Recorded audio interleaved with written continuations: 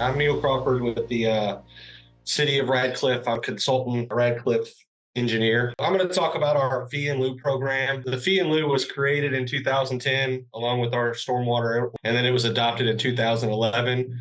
The stormwater quality requirements, they apply to any development over 5,000 square feet of disturbed impervious surface.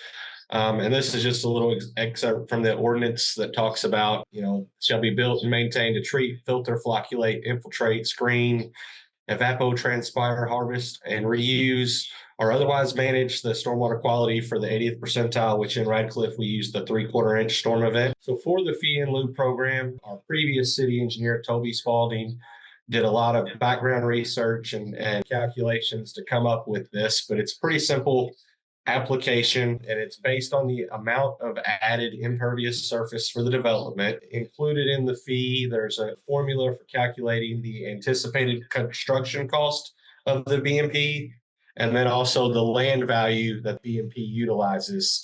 So just kind of a quick example, if you have a 1 acre site that's approximately 80% impervious, you've got about 35,000 square foot of impervious surface. So that 35,000 times 0.26 gives you a construction cost of $9,000 for the BMP, and average commercial land value between 100,000 and 200,000 per acre is going to get you a Fee In-Lieu of approximately between $13,000 to $17,000. With this Fee In-Lieu, we've had this in place since 2011, and we've had some good use of it. The issue that we've kind of ran into is the lot value for the land value of the BMP takes care of itself due to the natural inflation of property values.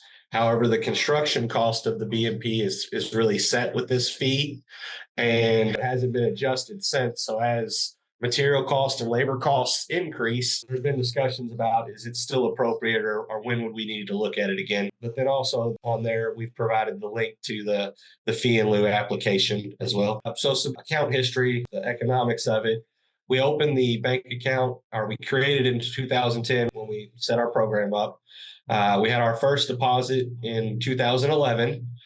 Since then, we've received $740,000 of revenue into that bank, and we've used approximately 420,000 of it total. And I'll get into the next slides, our largest to date project with using some of those costs. But a lot of that goes into maintenance of existing assets or BMPs that we've got across our city, and then we've also got some of that going into design and then building of some future BMPs. And then for just kind of averages or summaries, we average 3 deposits per year. You can see 12 and 13 in 2021. We didn't have any, and the average is about 15,000 each. We don't have a lot of large commercial properties in Radcliff. Radcliff is mostly residential. We're a smaller MS4 with approximately 23,000 people. So the benefits of the Fee In-Lieu program, roughly half of our developers, and that's just a pure estimate, our developers are redevelopers, are paying the in-lieu fee. And most of that is the 1 acre sites, the restaurants, the storage units, smaller developments. But we're seeing a lot of participation from those.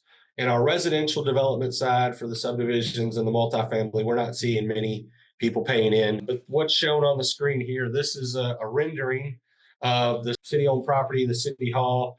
And this was LD&D was the consultant that assisted the city of Radcliff with this. But basically, the parking lot was transformed.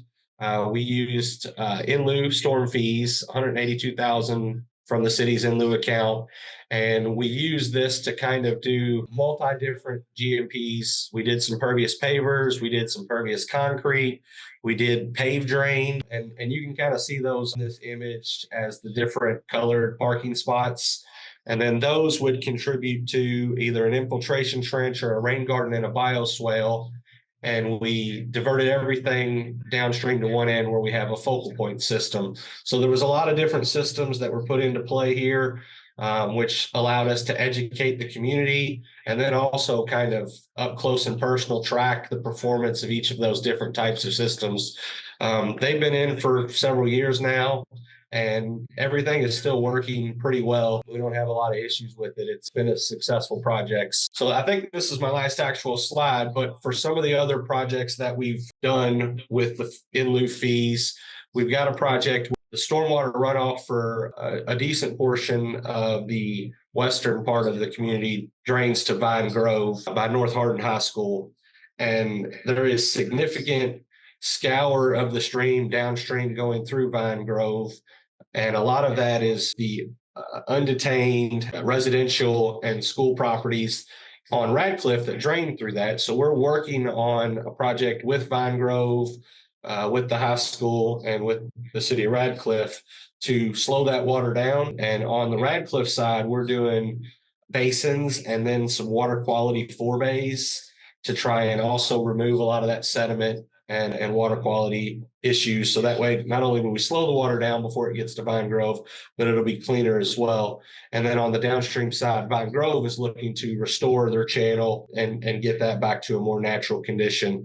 And through the design, we've used some of our fee in lieu to assist with putting together the preliminary design alternatives for that. And then we've also had money set aside for other projects that we've accomplished, but we've been able to use other funding mechanisms through grants and whatnot. But we've had other projects where we've put in basins and we've put in water quality components to those stormwater basins. And luckily we had the funds set aside because of our fee in lieu program to cover a lot of that work, but we were successful in other grant pursuits that allowed us to complete the effort without having to dip into our coffers for the fee in lieu program.